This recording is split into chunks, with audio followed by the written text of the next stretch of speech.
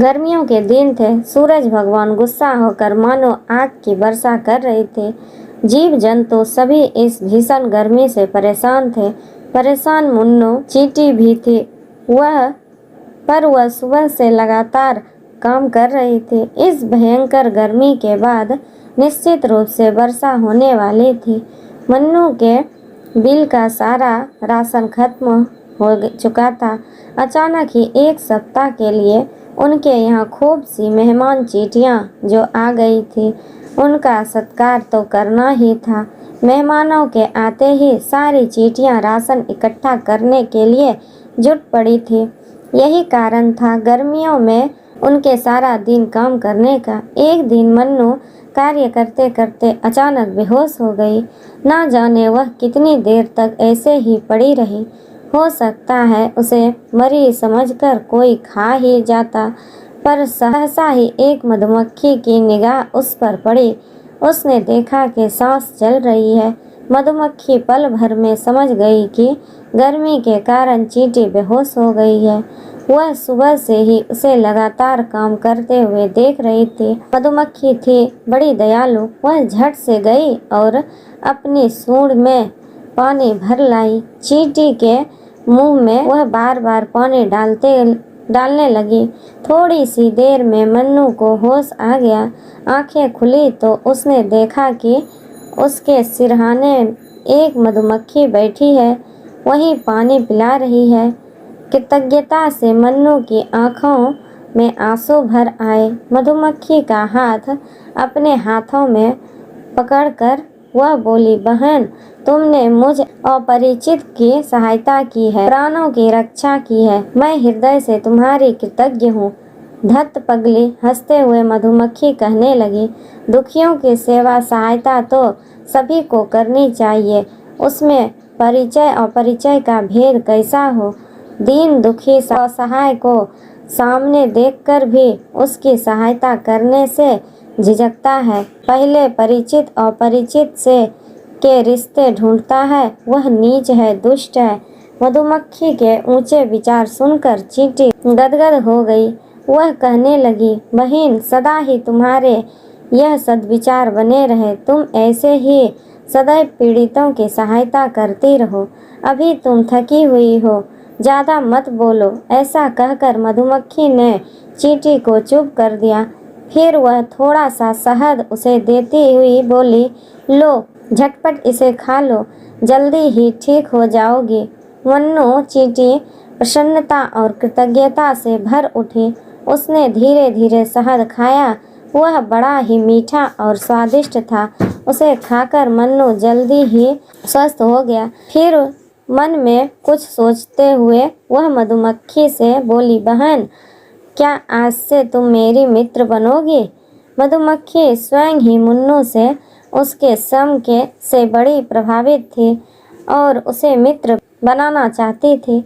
वह अच्छी तरह जानती थी कि हम जैसे व्यक्तियों के साथ रहते हैं, धीरे धीरे वैसे ही बनते चले जाते हैं। इसलिए सदा अच्छे व्यक्तियों को ही मित्र बनाना चाहिए। वह हंसते हुए बोली, बनेंगे क्या, बन ही गए। चलो, इसी उपलक्ष्य में तुम्हारी दावत हो जाए।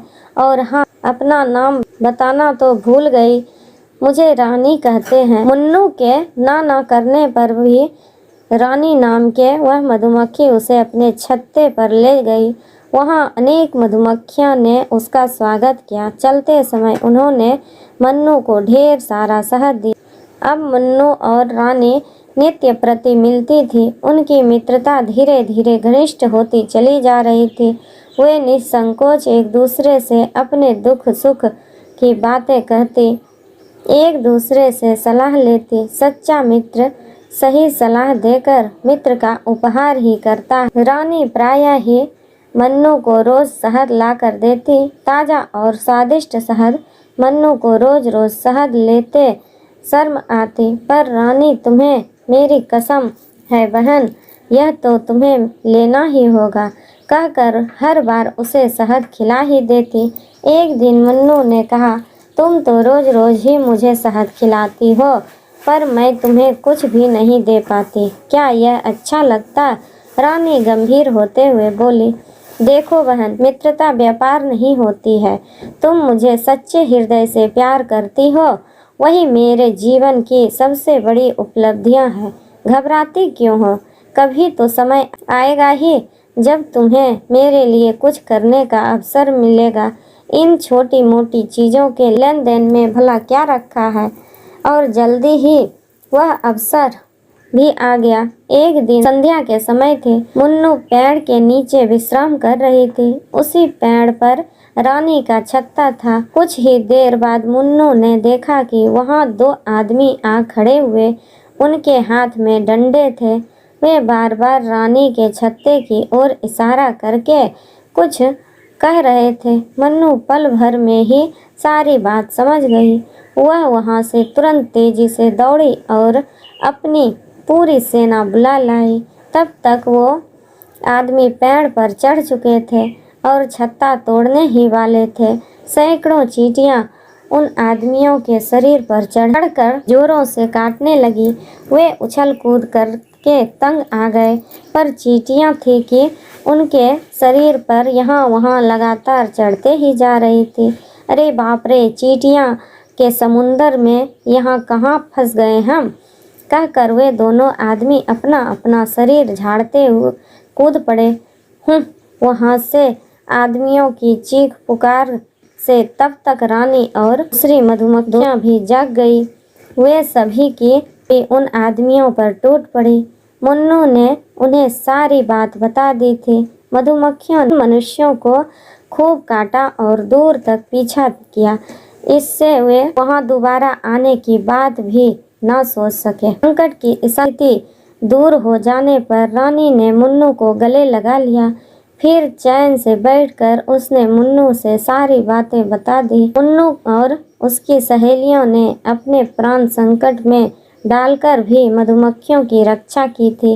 रानी और दूसरी मधुमक्खियों ने उनका बहुत बहुत आभार माना। फिर रानी ने सभी चींटियों को शहद की जोरदार दावत खिलाई। रानी हंसकर मुन्नू से पूछने लगी, कहो अब तो तुम्हें हमारे लिए जी भरकर कुछ करने का अवसर मिल गया ना। तुम तो रोज रोज इसी चिंता में दुबली हुई जाती थी।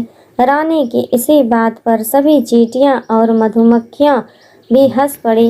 एक बूढ़ी मधुमक्खी कहने लगी, बेटी, सच्चे मित्र से सहायता मांगनी नहीं पड़ती। वह तो सहायता के अवसर ढूंढता रहता है और बिना कहे ही मित्र की सहायता करता है। मधुमक्खियों की रानी उसकी बात का समर्थन करते हुए बोली, हाँ काकी, ठीक ही कहती हो तुम।